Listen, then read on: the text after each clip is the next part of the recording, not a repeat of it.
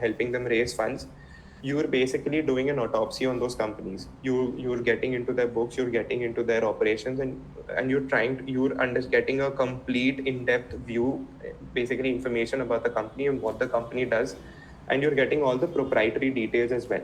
Right. So if a company is doing something really unique, this is where an NDA becomes very, very important, because for them these are like trade secrets that they do not want getting out into the market. So once the formalities are completed, what happens is we start working on the collateral that I just explained: the pitch deck, the financial model, and the valuation part. So when we building a pitch deck, we have to understand, various things like what is the founder, what is it that the founder is trying to do, what is the problem that he's trying to solve, how is his product or service a good solution for that existing problem in the market. Then you're trying to understand how are they trying to how are they planning to market their product or their service. So this is where the go to market strategy slide comes in.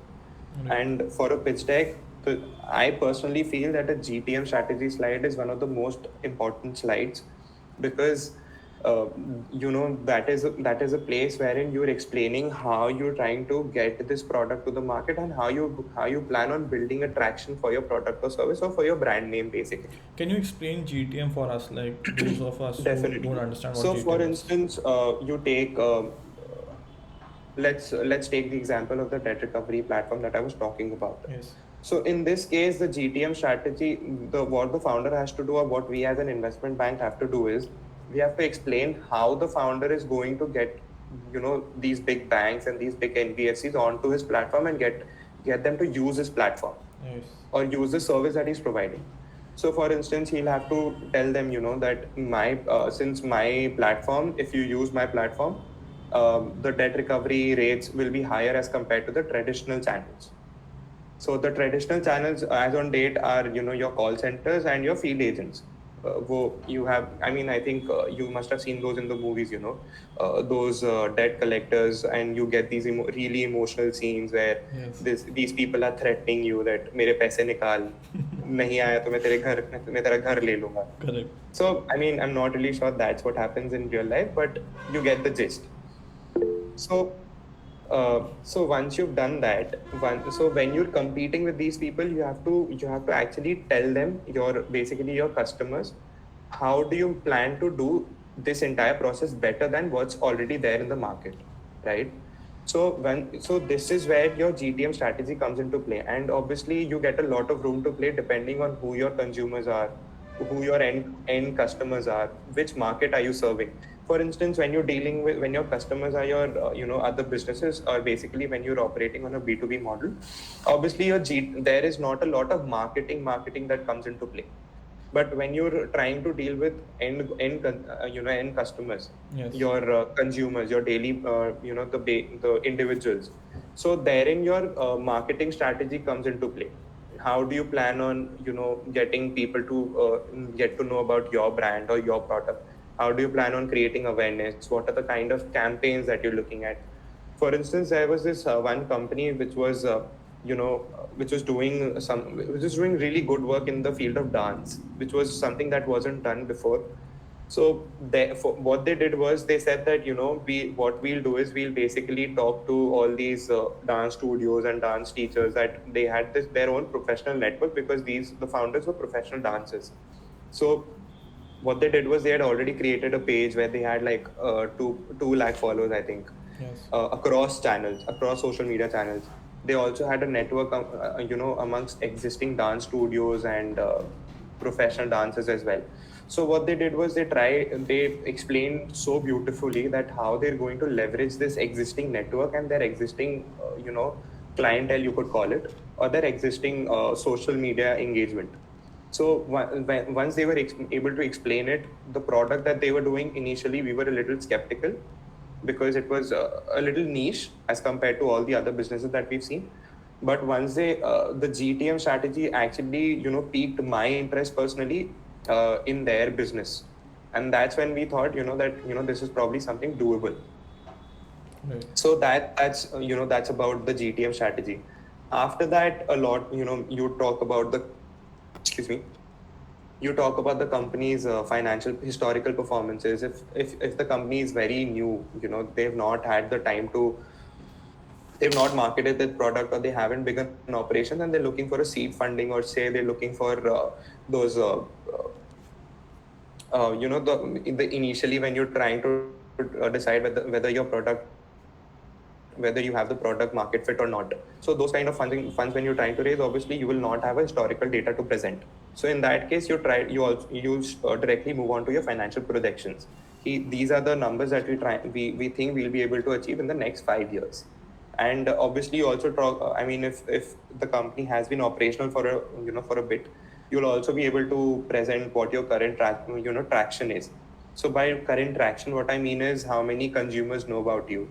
If you have a website, how many people are coming onto your website, and then how many engagements you're getting on your social media platforms and things like that. Basically, So the once key you metrics of the business are being used to evaluate. not, I mean, I wouldn't say these are key metrics, Yeah, because when you talk about key metrics, a lot of people tend to confuse it with financial metrics or operational yeah, metrics. These are your performance metrics. So correct. basically, the traction and the kind of engagement you're getting, and the the amount of awareness that there is in the market about your product. After that, as Nikhil pointed out, you talk about the metrics, your operational and financial metrics. There are various financial ratios, which I mean, obviously, since you're creating a marketing document, you try to put out the best numbers. And then somewhere you try to be sneaky, and you also, for instance, if a ratio is very important, and if you leave out that ratio, it gives out a negative impression. So you're trying to surround one bad apple in a basket of good apples. So Right. you're trying to basically, you try to be smart. You don't try to be sneaky. You try to be smart, and that is like a very important rule in the investment banking space, because at the end of the day, I mean, a lot of this happens, when you're reaching out to people. A lot of it happens on, based on what your credibility is once you've been in this field for a while. So that's there. After that, you work on the financial model, and like I mentioned, the assumptions and everything. So once you prepared your collaterals, I mean, we call it collaterals because these are initially the kind of informations that we need to send out to the investors once they've shown interest. After that, what we do is, I mean, we simultaneously, depending on bandwidth, we also try to simultaneously scan for potential investors. So this is where you need to be really, really smart, if because you need to understand which space is the company operating in. You need to understand what is the kind of fundraise that they're doing, what is the amount of funds that they're looking to raise. You need to understand, what are the existing competitors, where the competitors are raising funds from, if there are competitors. So you have to understand who to reach out to, Right. because you if you're not, if you're just focusing on quantity and not on quality, then you're just wasting your time, because eventually, in some way or the other, you'll get to hear a no at different stages. So that is what that I mean. That's how you have to think about before you reach out to investors. Right. Once that's done, once you've sent out an initial feeler to these investors, you just wait for them to come back to you. If they show real interest, you get on calls, you explain your business, you get the founders onto the call, you share the collaterals, you talk about what are the important points about your business, what are the most lucrative points about your business. You try to keep their interest peaked. So one thing that I'd like to point out here is that I've also learned lately is in this field you have to, you constantly have to be on your toes. You can't slack around. If you've had like a call with an investor today, and you're supposed to send out some information to them that they've asked for on the call, you have to close it as soon as possible. And that's like one of the reasons why we have such late nights in the investment banking industry. And that is the point that I'll come back to the end, because I don't want to scare people off right at the start of the call. So once you've done that, once you've spoken to the investors, once you've given out all the information, basically then it's a negotiation process. It's a to and fro thing. So, जैसे होता नहीं है, for me to give you a very layman example, obviously it's not like a direct comparison, but it's like you're in a sabzi mandi and you're trying to वो तोल मोल नहीं करते कि भैया मैं 120 ही दूंगा, तो वो कहते हैं नहीं मेरे को 140 की, मतलब 140 इसका रेट है. So something of that sort happens. You're trying to tell them, you're trying to tell the investor, कि the company is very, it'll do great. You're just trying to point out factors which will help you inflate the valuation, because higher the valuation, better your performance as an investment bank. And better would be the fees, right? I mean, fees fixed ही हो जाती है ना, नहीं, क्योंकि you have like a fixed amount to raise. Yeah. But obviously, if you're doing great work for the organization, the point is businesses constantly keep needing money. So once you build that credibility and once you've done the best for the people that you're representing, they'll want to come back to you, and that's what you want in any business. Fair. Yeah. So having said that, once you've zeroed down on these key details, the investor shares a term sheet. So a term sheet is basically the terms and conditions of the investor.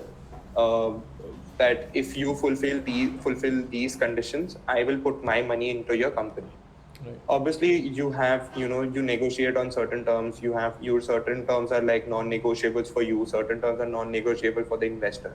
So you have to, as an investment bank, you work on finding a middle ground wherein you're keeping both parties happy.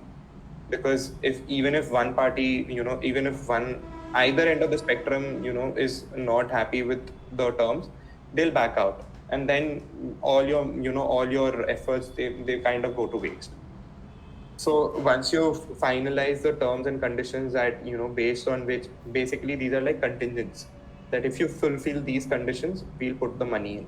So once you finalize the term sheet, you sign the term sheet, and then what comes is the DD process, or as we call it, due diligence.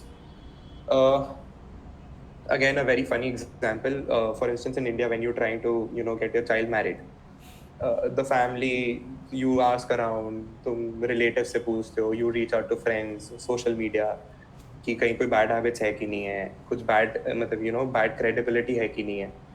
So a similar thing happens when the investor is trying to put money into a company.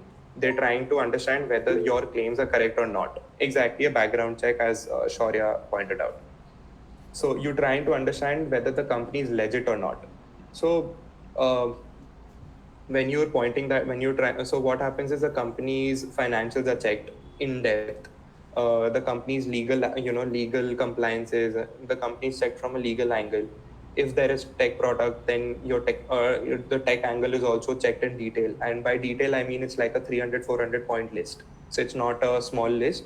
And obviously there are, once you send out that first response of 300, 400 points, they'll obviously want to get clarification on, say, maybe 100. If you're doing a good job, then maybe 50. But until and unless you've solved all the queries of the DD process, that DD process doesn't end. And after that, if you come out clean from the DD process, the investor is ready to put the money in. And then basically the final step, which is the SHA. So SHA is basically a shareholder agreement. It details out what the rights are of the shareholder, how much money is he putting in, when is the money due, or when is he liable to put the money in. For a larger company, an SHA would be a lot more detailed as compared to a company which is just starting out to do business. So that's how an SHA functions. And once you sign the SHA, you get the money. Basically, it's not like Shark Tank, where people come and get the money from the investors. Definitely not. I mean, Shark Tank is exciting, but that's not what happens in real life. Exactly. So basically, all these people are students who are in college, maybe first year, second year, or third year students. So what are the core skill sets that you would advise them to have right from your college, so that when they go out and look for jobs, like you have covered, financial modeling is something which ideally they should know. Reading the balance sheet and understanding the financial statement is something that they should have core knowledge about. Apart from that, anything that you would advise them to dabble into, so that when they actually get into dirty waters, they don't feel कि यार मैं कहाँ पे आ गया. Firstly, like Nikhil mentioned, you need to understand financial statements, and by financial statements, there's nothing better than just picking up a listed company's annual report and going through each and every page. It might seem very tedious, but this is where reading habits come in. So, I mean, reading habits is one of the it's a very crucial skill set that you need to have as a if you're wanting to uh, make a career in this field, because there's a lot of material that you have to read. There's a lot of then you've got to go through documents, you've got to go through contracts, you've got to go through various financial statements. So reading is something that you need to be very good at, and you need to do it, at a quick pace. So this is where understanding what's important and what's not. This filtering process comes in, because the reason why I'm saying is when you're working in an investment banking, and in any investment bank, if there is a deal flow, then there will not be a lot of time for you to do things at your own pace. You will have to meet deadlines, and trust me when I say that sometimes these deadlines are, it might just seem impractical to start with, but that is just like, it's something that you have to deal with when you're in this industry. So reading is something that you have to do on a daily basis. You have to be completely sound. You have to have like completely sound skill sets when you talk about finance. Finance basically. You need to understand financial ratios. Sorry, you need to understand what are the key metrics of that particular industry. What you need to understand the various types of valuation methodologies, and how do you do your valuations. You have to be complete. All these things have to be at your fingertips. Apart from that, what you also need to develop is just you need to know how to manage your time, and you need to understand you need to be very efficient with your time. Because when you're working in an organization where there is a lot of time crunch, this is like this is a lifesaver basically, because otherwise you're just ending up working like 18-20 hours a day. Okay. And since they are in college, so what kind of internships that ideally they should do, which would help them in the end process of work, which they would do after college? Like uh, they should go for get marketing into or maybe yeah. there are organizations that are just focused on financial due diligence or transaction advisory, maybe uh, companies that are focusing on valuations, building financial models. Or if you can get into an IB directly as an intern, then it's a nothing like it scenario. Okay, fair. Excuse me. Okay. Yeah. So And yeah. that's something that you can look for. And I mean, it's great that you guys are doing all this, when you were in college. I mean, when I was in college, all I thought was, what am I supposed to do tomorrow? I wish I had this vision that once I got out of college, this is what I want to do. Uh, we did not have this kind of a vision, but it's great to see that so many people have that right now. Great, great. Mm-hmm. Okay. So I'll open the floor for everyone now, since we have around 7 8 people with us. So Mm-hmm. if you guys have any question directly for Rahul, you can ask, or maybe if you're not comfortable speaking it out, you can type in the chat box as well.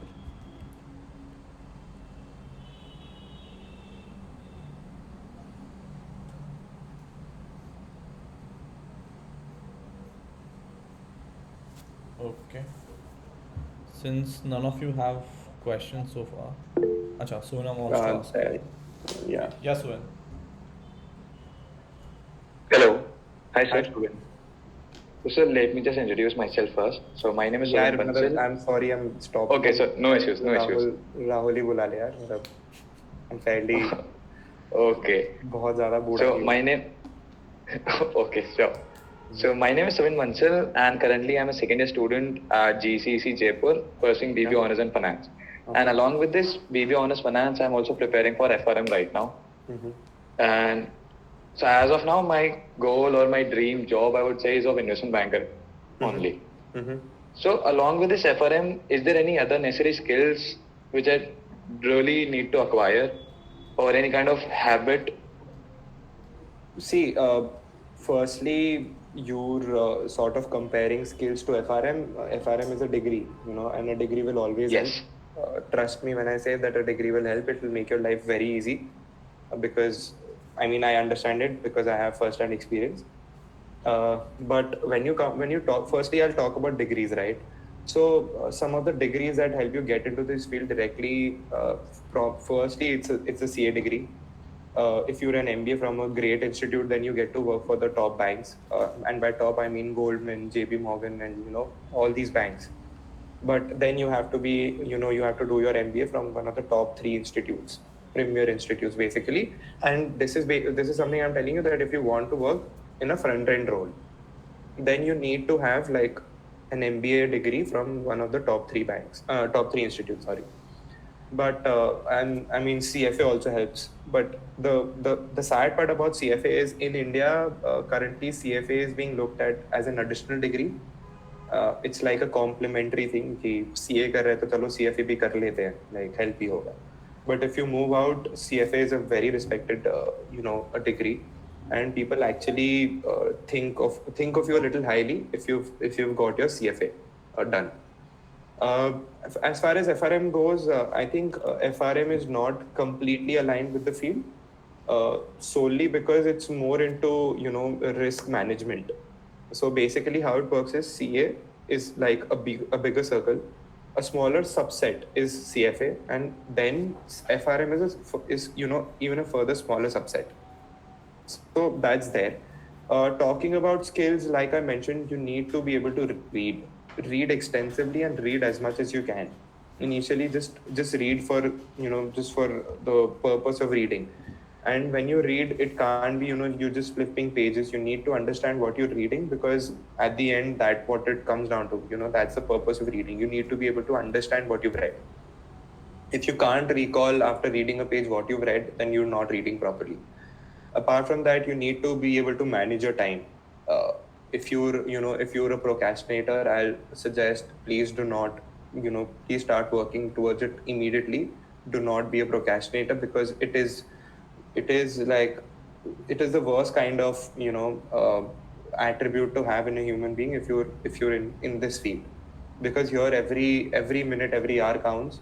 And obviously, if you're working in an organization where there's not much deal flow, then you have time, but that's not what you're preparing yourself for, right?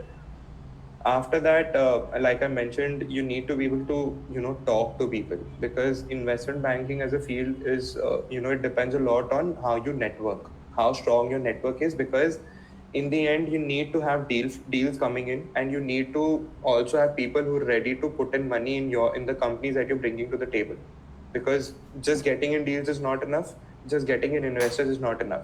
As an investment bank, you'll have to ensure that your network is strong enough to keep the demand and supply intact, and the demand side se bhi you're getting in deals, and supply side pe bhi you're getting investors. So you need to network, you need to understand how to network, you have to be a social bee basically. uh, One last skill that I think is, like I mentioned, you need to be completely clear with your technical skills. By technical skills I mean valuations आने चाहिए, financial statements पढ़ना आना चाहिए, financial statements analyze करने आने चाहिए.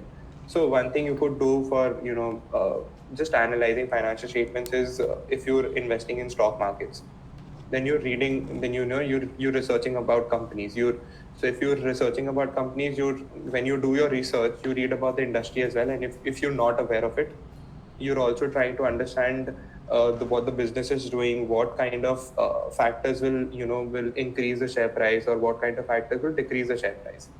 So when you do that, you understand what will work and what will not work in favor of the company. So technical skills is also a huge factor which comes into play when you're trying to make a career in this field. And one thing that I would like to add is, you need to be you need to be okay with working say 14-15 hours. I mean, I won't say that you work 18 hours a day, because that seldom happens. And by seldom I mean it very rarely happens. But you need to be able to you need to be okay with working 14-15 hours if you have to, because if you want to make a field in this career, that's just how it is. But also, having said that, I would also like to add that the average working hours is 10 to 12. But then, I mean, I think 12 hours has now become like a normal today, because everywhere you go, you're working for at least 10-12 hours.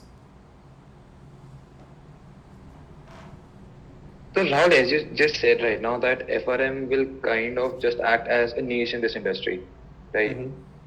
So what would help me more to get into investment bank, doing FRM degree, pursuing FRM degree, or rather than doing an internship or having a good work experience in an investment bank? See, like if I give you my example, I don't have a degree as on today. I mean, I am a CA finalist and a CFA level 3 candidate, but I'm working for a good investment bank, which is not dealing with listed companies, but we have a good deal size. When the deals that we work on, the sizes are good. So what I've understood is obviously it's not possible for everyone to get an MBA from a top three institute or complete get a CA degree. So obviously getting an internship will always help because when you're applying for an investment bank, the reason why they look for an MBA or say a CA degree is because they think that sort of signifies that you have good technical skills. But if you have like prior experience, you will they will see that you've worked in this field, you know what to do, and they don't have to handhold your process through the entire handhold your hold your hand throughout the entire process. Sorry. So internships any day, especially if it's in a good company. It might not be the biggest, but it definitely has to have like good deal flow. Okay, that means according to you, your work ex will 100% give you more edge rather than your degree. Definitely. Not more edge. I mean, considering you're in college and you're in your second year, in your at your stage, work X definitely work X. But after college, I mean, if you work for like 2 3 years after after your bachelor's, then obviously degree comes into play because that's when people also have like work X and people are getting higher degrees as well. So you'll have to take that into account. So I'll reiterate that for your stage, since you're in your first second year of college, you've got like a year wherein you can just work. You can't do any other degrees as of now. I mean, apart from your FRM and the BBA. So yeah, for you, definitely internships. Okay, thank you. I'm not sure we have like more questions.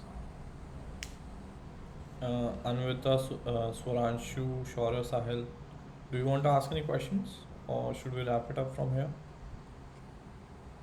I just had one small question.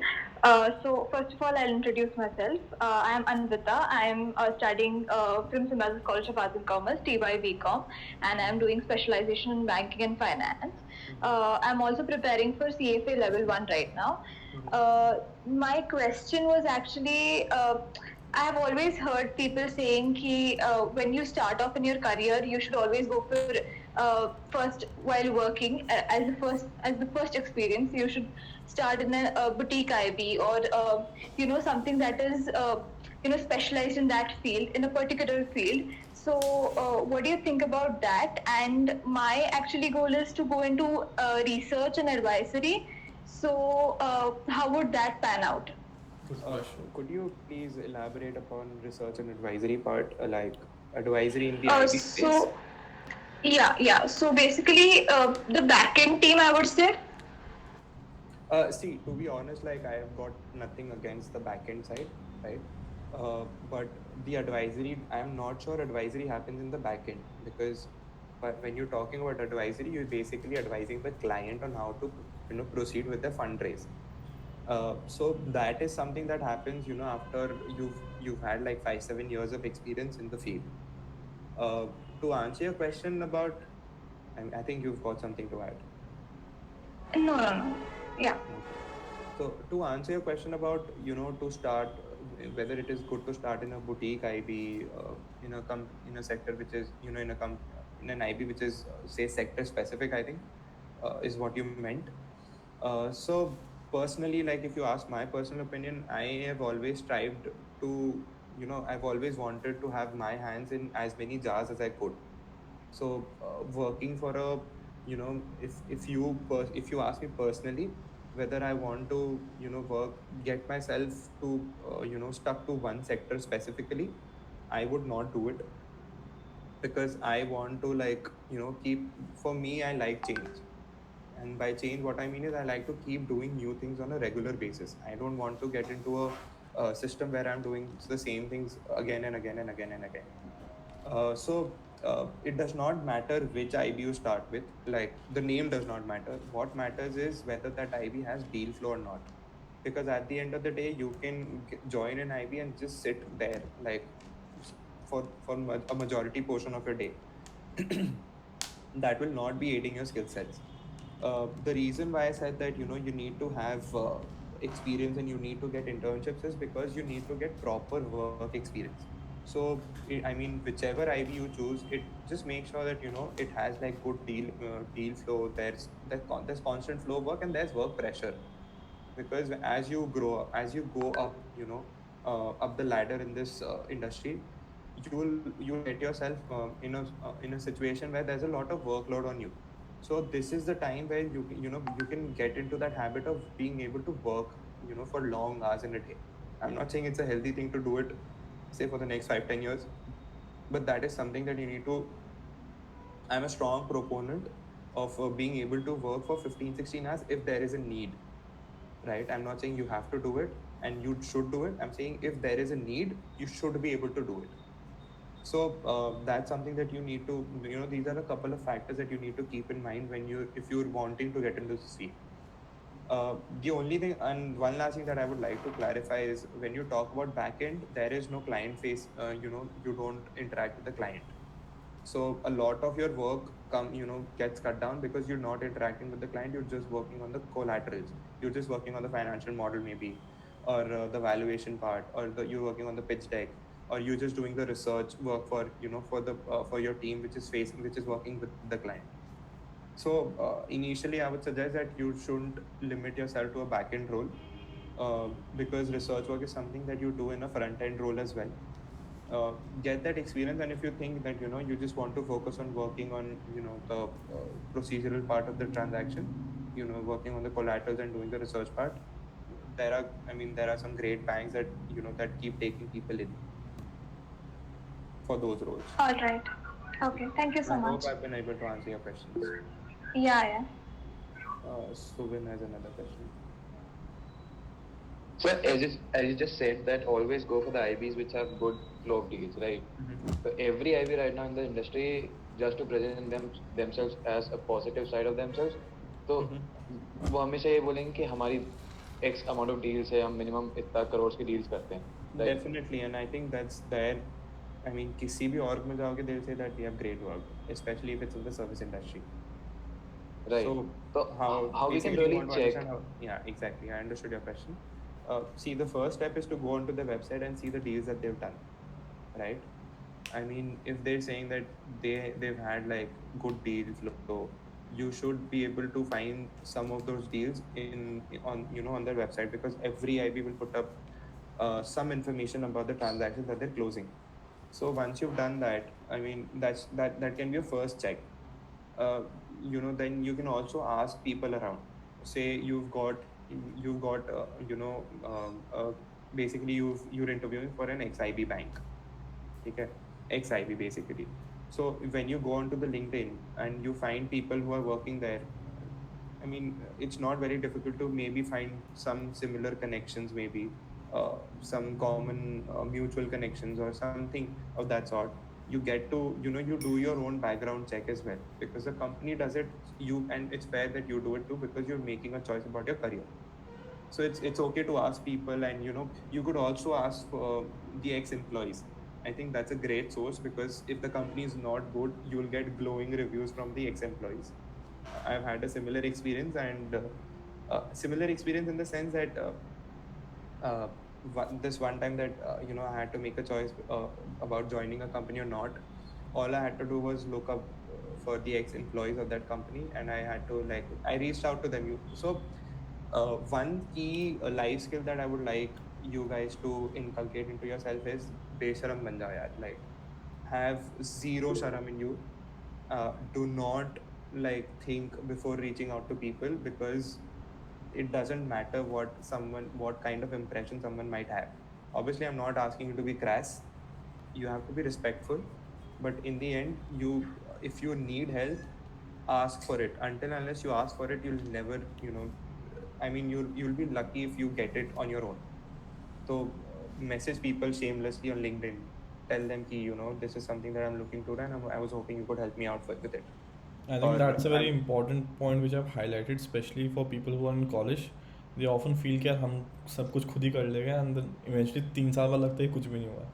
So I यार think वो चौड़ में मैंने अपने मतलब school के बाद के 5 साल निकाले हैं, ठीक है. And when you get that reality check, यार उसके बाद जो कॉन्फिडेंस गिरती है, it takes a lot for you to build it back up. And I am telling it, I'm being able to tell all this from my personal experiences. So it's taken a lot for me to be able to come onto this platform and talk about my experiences. Had I been had this been like 2-3 years back, I wouldn't be able to talk to you guys, or I wouldn't be I would have to think twice before having before giving you any kind of advice.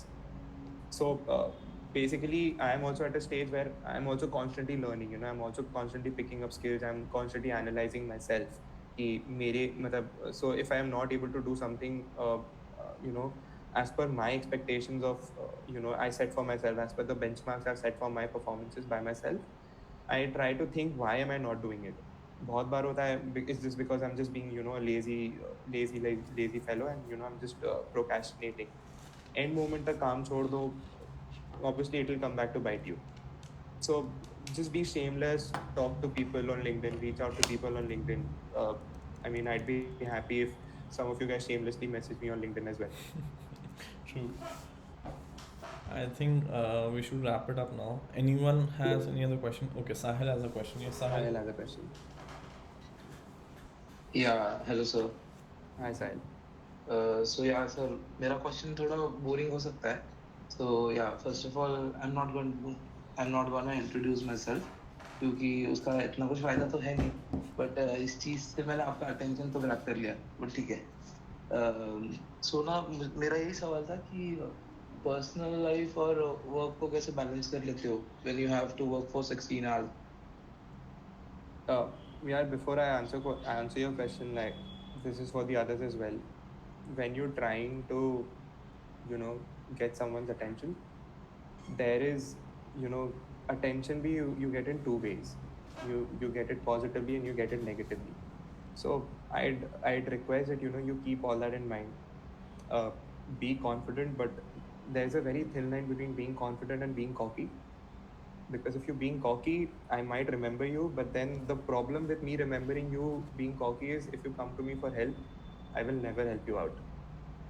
So I mean, this is not for you, Sahil. I'm just giving Yes, you an example because totally got I it. Yeah. felt Yeah. that थोड़ा इधर उधर यार balance हिल रहा है. हाँ, sir सीख Apart रहा हूँ from ना, that, stable हो गया तो answer your question. Balance work life. To be honest, like यार मतलब पर्सनल लाइफ के लिए टाइम मिल जाता है. That I get time on weekends, and मतलब जो मुझे करना है I find time for it. And it's not like I am working 16 hours every day.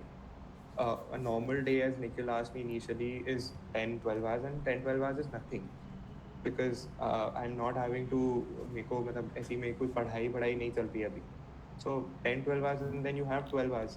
अब obviously if you want to sleep 9-10 hours a day, you'll have to work 12 hours a day. तो भाई बाकी चीज़ों के लिए time कहाँ बचा? Then you have 24 hours. So if you really want to do something, you'll make time for it. Like, but honestly, this is not. I mean, had I been in your place, I wouldn't be worrying about work-life balance at that stage, because this is the time where you can gain as many experiences you want, and it will not affect your CV badly. It is a time where you don't have to think about getting into one particular stream and just focusing on that. This is a time where you can move around across industries every 6 months, and people will not ask you questions. This is a time where you can do as many internships as you can, get into consulting, maybe get into IB, explore things. मतलब जितना कर सकते हो कर लो.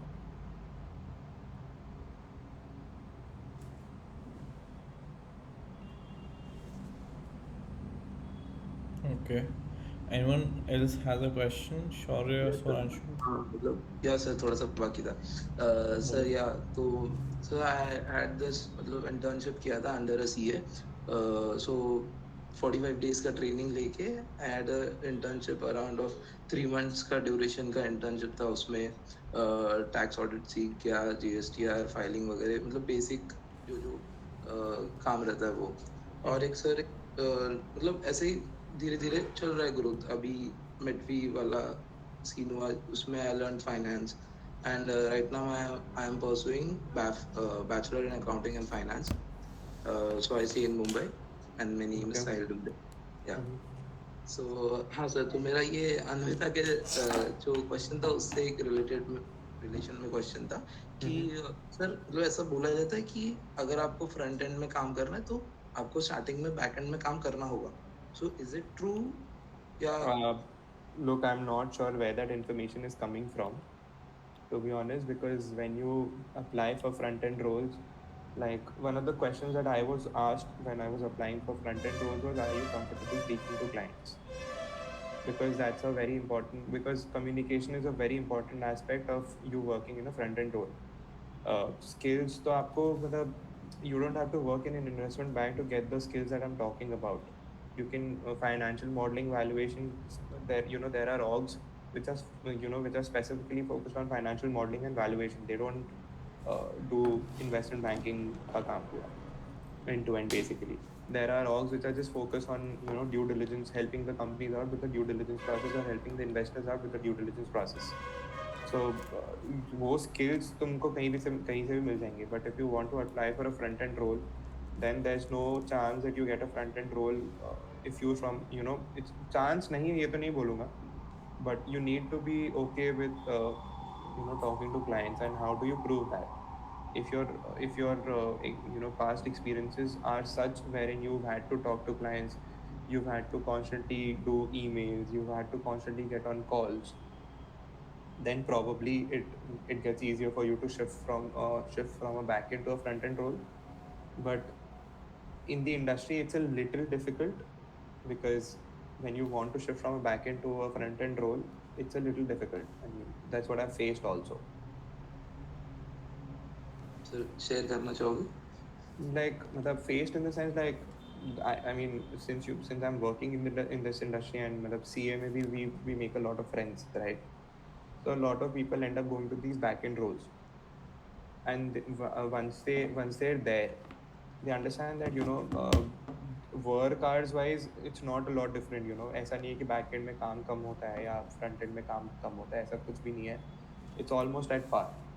But the front end, the remuneration that you get in the front end roles is, there is huge difference between your front end and back end pays. So it makes no sense for you to for people actually जिनसे मैंने बात करी थी, उनका common complaint ये था कि we working back end में, but we not getting paid as much, and so bonuses भी उतने high नहीं होते. So the one thing that they used to tell me was that it's getting a little difficult to shift from the back end to a front end role, because communication वाला problem या back end से कोई लेना नहीं चाहता. Yes, तो sir. ऐसा नहीं है कि back end ही करना चाहिए for you to, then only will you be able to move to a front end role. Shift कर सकते हो, but difficult होता है फिर. या फिर पर्टिकुलरली डिग्री को परस्यू करना पड़ेगा किसी और टू स्विच, ऐसा भी हो सकता है? Definitely. या सर But एक last like I question. mentioned, front end roles, if you're aiming for a front end role with a big bank, you have to have like an MBA from premier institutes. Rahul sir ज़्यादा time नहीं लूँगा. Last question कि as you said CA किया आपने, so accounting does it helps in investment banking? Accounting, नहीं यार, just talking about accounting it doesn't help as much in it, क्योंकि see, the thing is, you need to understand financial statements. So one aspect of accounts that you need to understand is your how do you report certain things, which are your accounting standards.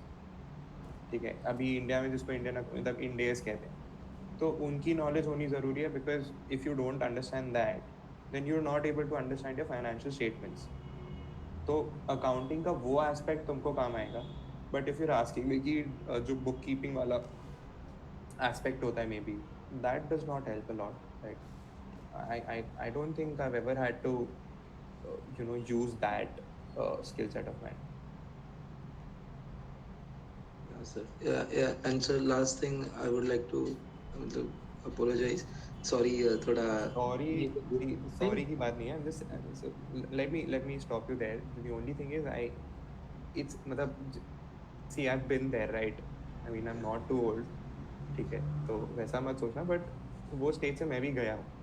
तो मतलब जो जैसा Nikhil point out कर रहे थे कि इस age में we use I also use to think कि मैं भी सब कुछ अपने आप कर लूँगा, I don't need networking, I am self sufficient. But in the end that's not true. तुम उतनी ही चीज़ें कर सकते हो जहाँ पे सारे फैक्टर्स तुम्हारे कंट्रोल में. As soon as the factors move out of your control, you need additional help. And when you need, and how to, I mean, it's a simple thing, right? It's normal human behavior. If you're being, if you're being confident, people will like you. The moment you start making things all about yourself, people will not, they might not hate you, but they will not like you. And see, it's a very cruel fact कि आज के date में अगर help चाहिए, you need people to like you. So having said that, but ऐसा कुछ ये भी नहीं करना है कि you just become a people pleaser. Just be yourself, but be respectful. I think Yes, there's sir. a very important point which Rahul, highlighted. Perhaps you won't be able to make sense out of it now, but maybe 3 years down the line you'll be able to understand it. That when you have factors which are in control, then life is fine. But when you just move out of your college and when there's so much externalities happening around you, and there things which aren't in your control, at that moment you would feel that you need help. ठीक है. So it's never bad to ask people or reach out to people and ask for help. Always do that. Don't have any kind of shame in doing that. ठीक है. But do it in a very legit manner. Don't cross that boundary or cross that poise which has to be maintained. Okay. और एक example I would just like to give you an example which is which you guys will relate to. तुम लोग ऐसे देखो ना, मतलब तुम्हें पढ़ाई करनी है, ठीक है, you studying a subject, right? तो उस केस में फैक्टर्स सारे तुम्हारे कंट्रोल में, you have all the books, books सारे तुम्हारे पास है, तुम्हें क्या करना है, बस बुक खोल के पढ़ाई करनी है, correct? But even then you get stuck in certain aspects. तुम टीचर्स के पास जाते हो, यू गेट इन, अगर टीचर्स से तुम्हारी कनेक्शन अच्छी नहीं है, you go to your friends. either you just go onto the internet and you're वहाँ पे you're getting access to whatever free material is there. बहुत बार क्या होता है कि तुम्हें फ्री मटेरियल के बारे में पता नहीं है, फ्री रिसोर्सेज के बारे में पता नहीं है, तो you ask around and then you get access to it. So even then when all the factors are in your control only, पढ़ के तुम्हें ही समझना है, but you're having to take some help ना. So that is the thing, like you'll have to understand कि that's, I mean, being confident in your abilities is okay, but do not be like कि हाँ सब कुछ मैं ही कर लूँगा, मैं हूँ. That's मतलब you'll some मतलब कभी ना कभी वो reality check मिलेगी. And I'm hoping for you guys, अगर ये mentality है that you get it in the next 1 or 2 years maybe, not later, क्योंकि फिर बहुत दिक्कत होगी भाई. True. सर मैं बस वही पूछना चाहूँगा कि बाउंड्री क्रॉस नहीं किया ना मैंने. ठीक है, फिर ठीक है सर, बाकी तो सीख जाएंगे. सर वन मोर थिंग, जैसे आपने कहा कि जो अभी सिचुएशंस आउट ऑफ कंट्रोल हो जाएंगी, अभी विद इन कंट्रोल में है, तो सर तभी स्टेट ऑफ माइंड को कैसे रख के चलना है? यार देख, वो बड़ी डीप डिस्कशन है, ठीक है. अच्छा. मतलब मैं बस तेको बता रहा हूँ कि उसके लिए you'll have to read these self help books on mentality. So mentality का play हो जाता है वो. And I think it's a very, it's not like something I can explain it to you in the next 2 minutes maybe. It will have to, I mean, if you want, you can ask Nikhil to maybe do a session on this aspect. तो उस पे मैं detail में भी समझा दूंगा, but एक line में बस इतना ही बोलूँगा कि just be okay not being comfortable. Comfort zone में जिस दिन रहोगे उस दिन समझ लो उस एरिया से निकलना है. लाइक जहाँ भी कंफर्टेबल फील कर रहे हो निकल जाओ. Be okay with not being comfortable. और सर ग्रोथ रुक जाती है ना कंफर्ट में घुसने के बाद. आई मीन ग्रोथ रुकती नहीं है, बट एक्सपोनेंशियल ग्रोथ जो तुम्हें चाहिए वो नहीं मिलेगी. Thank you very much. You're welcome. ठीक है Rahul, we had a great session. कुछ कुछ I one hope liners so. थे जो मेरे दिमाग में काफ़ी स्टक रह गए for long period of time perhaps.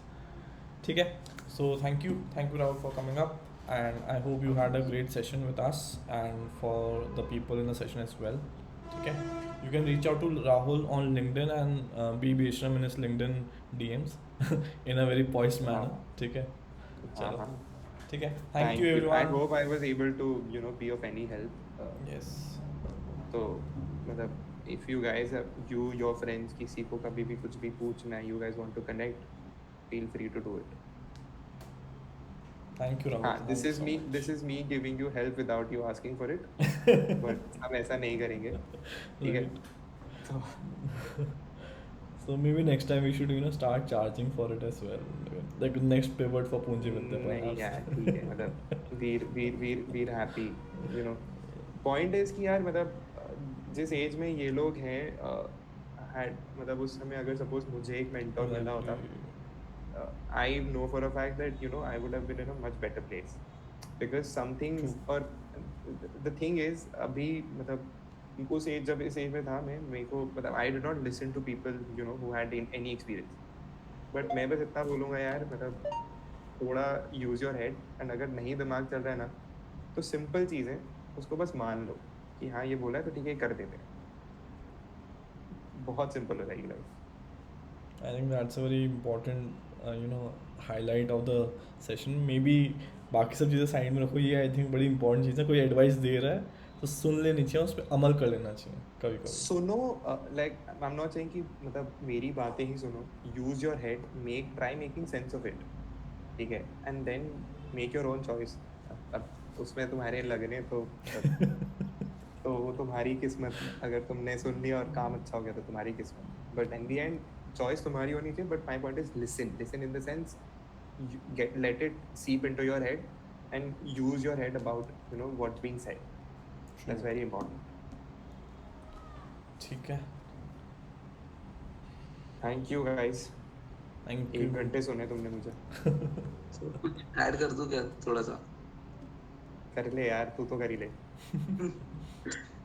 हाँ सर, जैसे आपने बोला ना कि आपको कभी कोई नहीं था बताने वाला, तो मुझे लगता है कि मतलब ये जनरेशन ना बहुत ये हो चुकी है, बिकॉज ऑफ इंटरनेट भी बोल सकते हैं कि बहुत कुछ चाहिए, बहुत कुछ यार हम हम सब आए थे तब भी इंटरनेट वहीं था जहाँ भी है, ठीक है.